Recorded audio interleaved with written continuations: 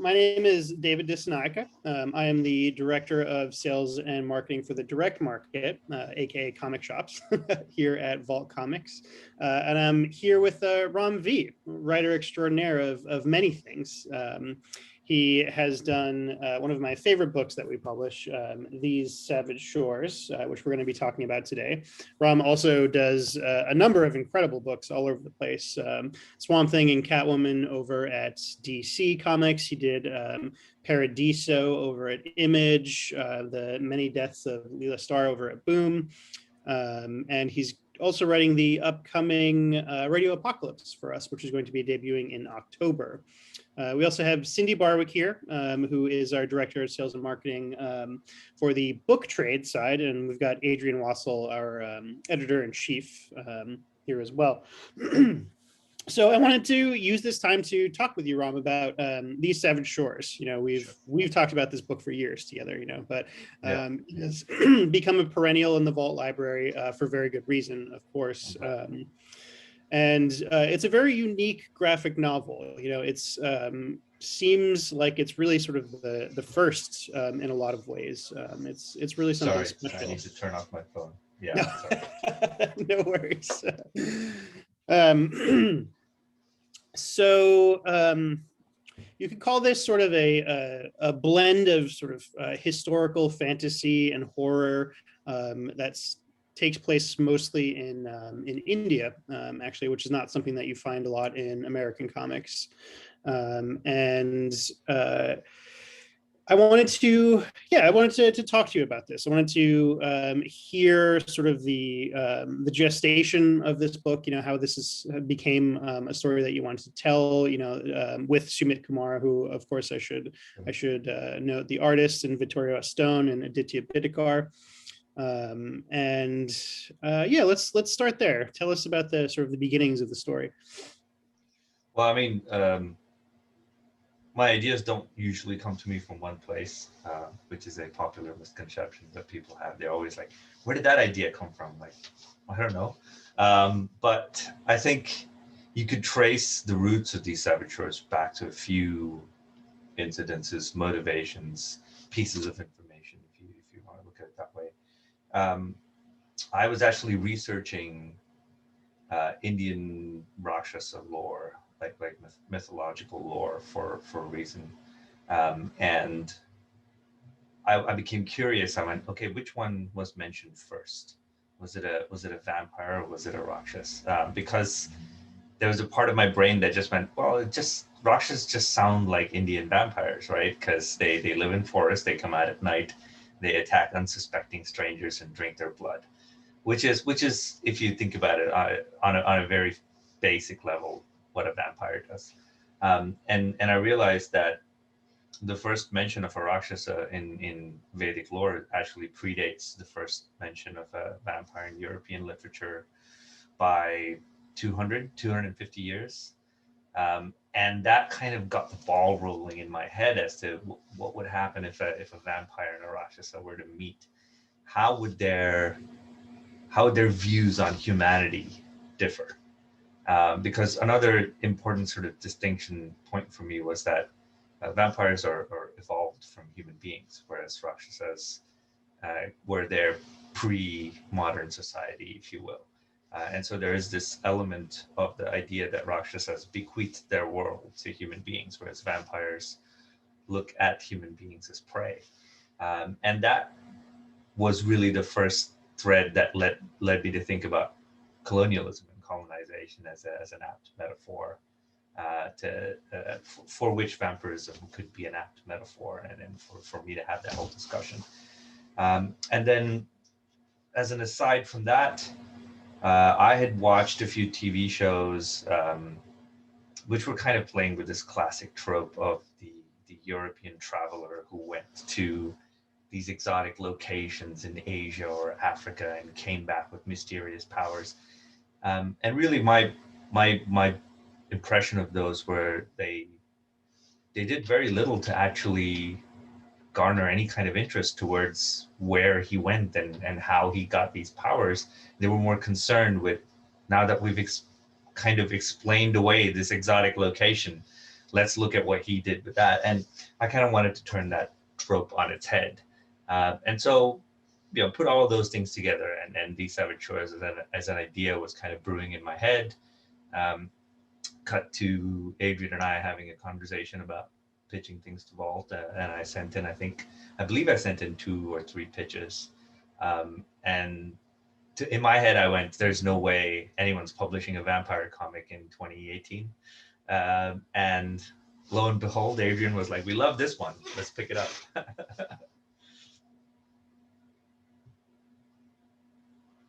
Sorry, I think you're muted, David. Oops, apologies. I just wanted to make sure that no sound sort of interrupted you. You touched on the fact that there were a number of sort of tropes that you were trying to sort of flip on your head, and you were trying to sort of attack from a new angle. And with that said, like in a lot of ways, These Savage Shores sort of strikes me as very much kind of like a post-colonial fantasy story in a lot of ways. And it seems like that was kind of intentional on your part. There's sort of a recontextualization of India, by your own hands, and sort of refocusing the story on the folks that are there, of course. And I was hoping that you could talk a little bit more about that. Is that something that you feel when you think about These Savage Shores, or that like an intentional choice on your part? Yeah, very much so. I think there are some of these influences are very much on the cuff of the book, in that you can tell it's riffing off of Dracula, Bram Stoker's Dracula, in that it is an epistolary book.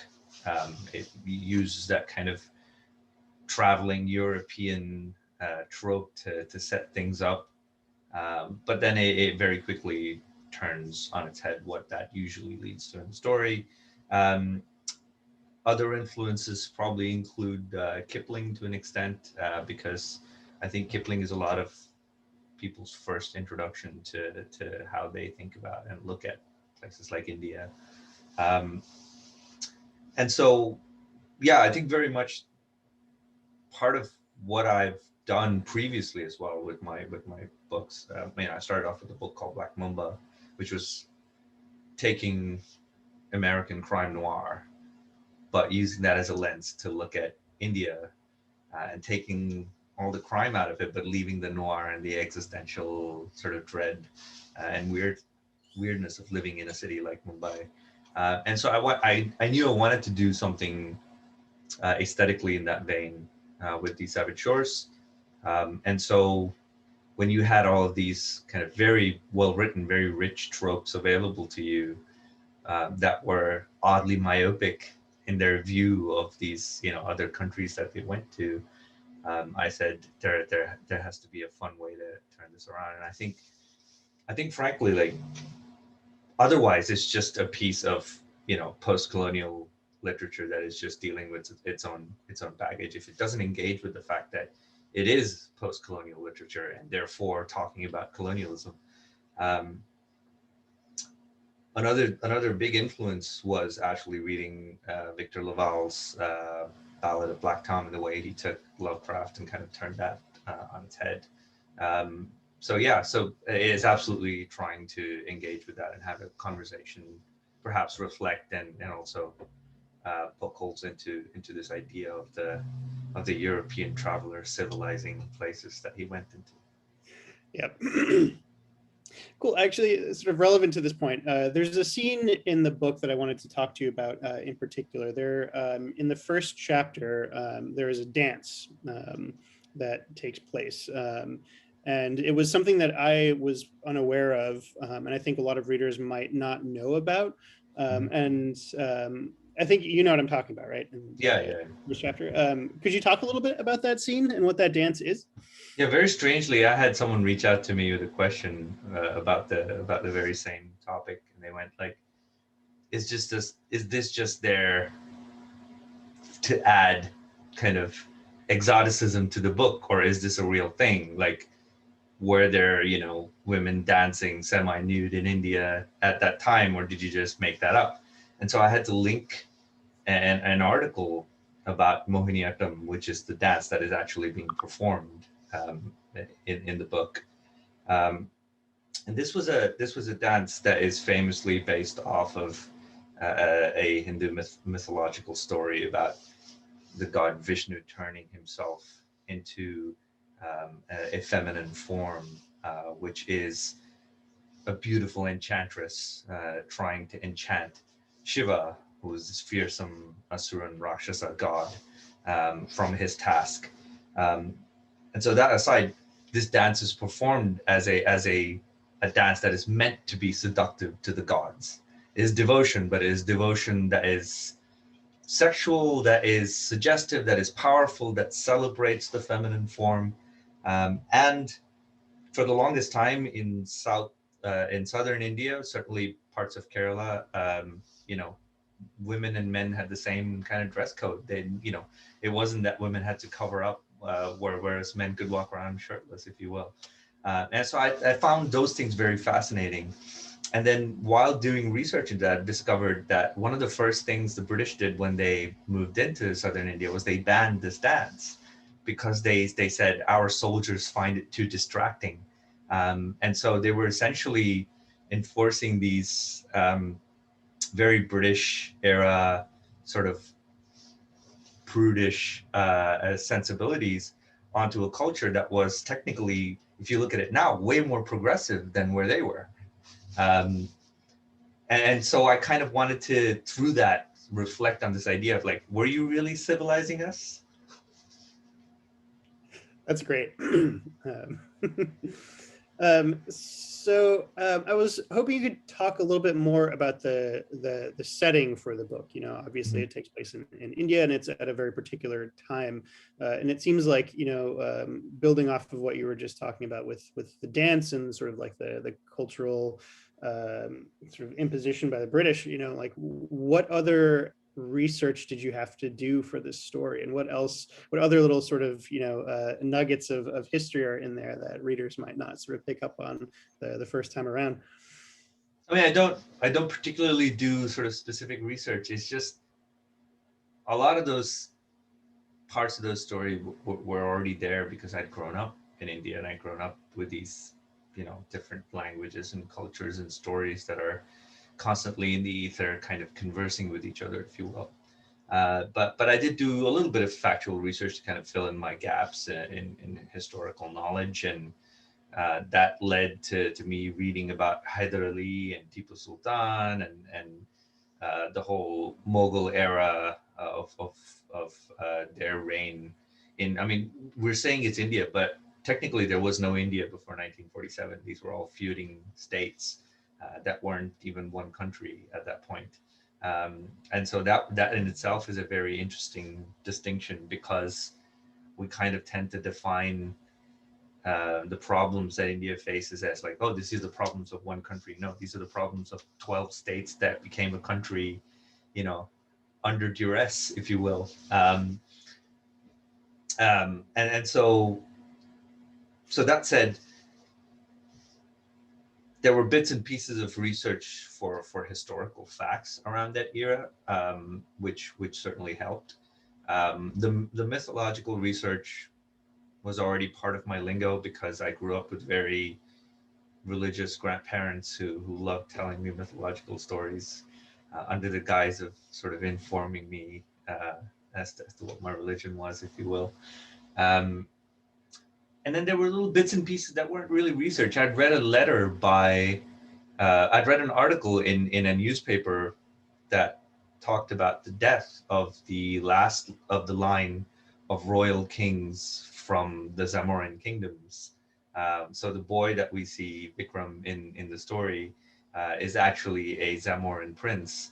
And so a lot of that sort of tragedy and ennui that we see there comes from reading this article about this man who had essentially inherited tons of wealth because he was the last in a line of royals, but gave it all away to charitable foundations and temples, and essentially died a poor man. And in that act, there was perhaps some kind of heroism, some kind of royalty to be seen, which doesn't come from owning things. It comes from being who you are. It comes from being part of a lineage and knowing that. And I think that in itself speaks very strongly to my feelings about being from India. It's not about being from, I don't know, one of the world's most populous countries, or one of the world's, you know, um, like spiritually one of the world's richest mythologies, if you will. But it's about what is it to be Indian? What is it to have that identity? Um, and I kind of wanted to write around that and try to touch this very nebulous concept of identity through this story. Yeah, and I think you succeeded. You know, I think like you can feel that in the story itself. One of the things that really impresses me about this book too is like you managed to touch on these themes and really sort of dive deeply in a way that, you know, a lot of other graphic novels don't. But it's still, like the story itself is not sacrificed. You know, like you could pick this up, you know, and not really necessarily pick up on any of this sort of deeper aspects to these Savage Shores, and it still functions completely successfully as just a I mean, fun... the best stories are all like that. Agreed. I grew up reading Dune, and you could look at Dune and just see, you know, warring factions fighting each other for some spice, or you could see a commentary on essentially a prognostication of the Middle East and the rush for oil and resources and capitalism and you know, cultural change and differences. So all the great ones, all the best stories are about something else, but it isn't quite evident if you're just looking at the surface. Yeah, completely agree. Dune is also one of my favorite books of all time.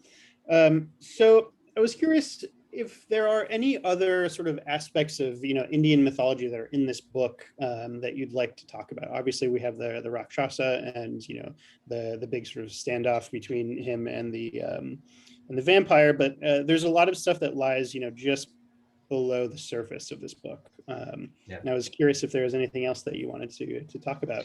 I mean, really, I'm not trying to talk about the mythology as much as I'm talking about what that says culturally and philosophically about the two approaches, right? So if you look at vampire mythology, these are things that are born of human beings, and so it stands to reason that they believe themselves to be evolved from and therefore superior to this prior iteration of what they are.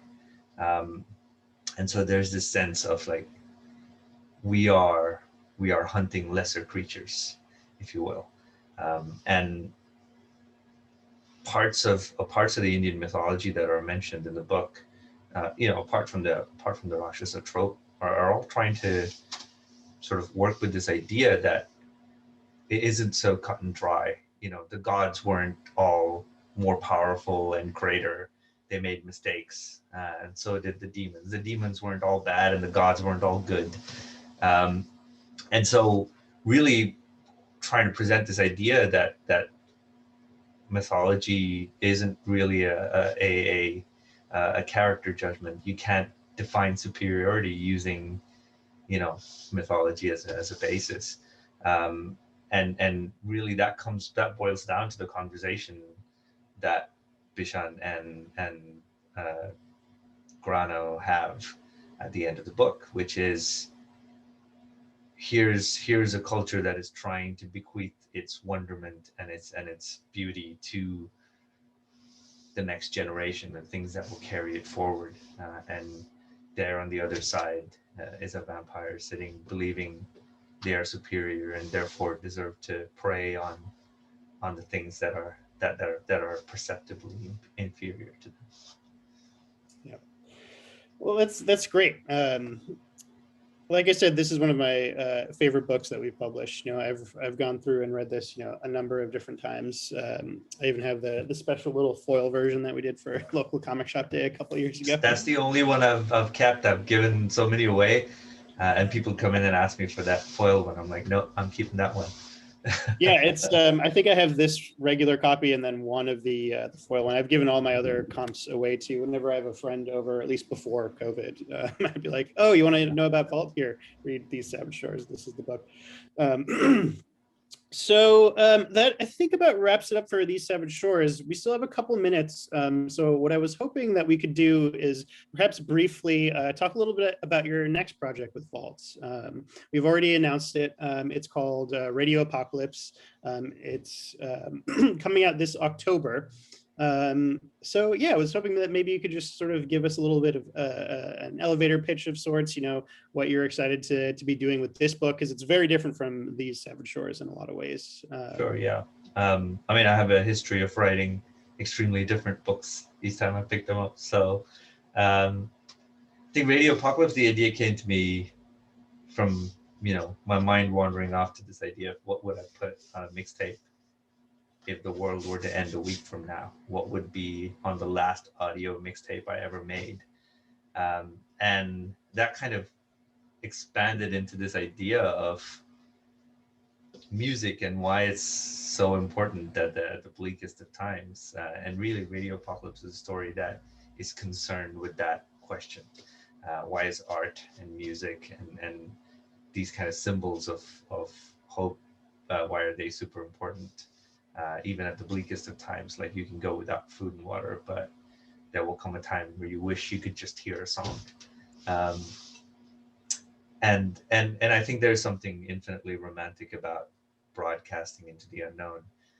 And you know, the Radio Apocalypse was actually talked about and signed off on right as the pandemic hit, and then lo and behold, a few months later, people were singing opera off of their balconies to crowds of passersby.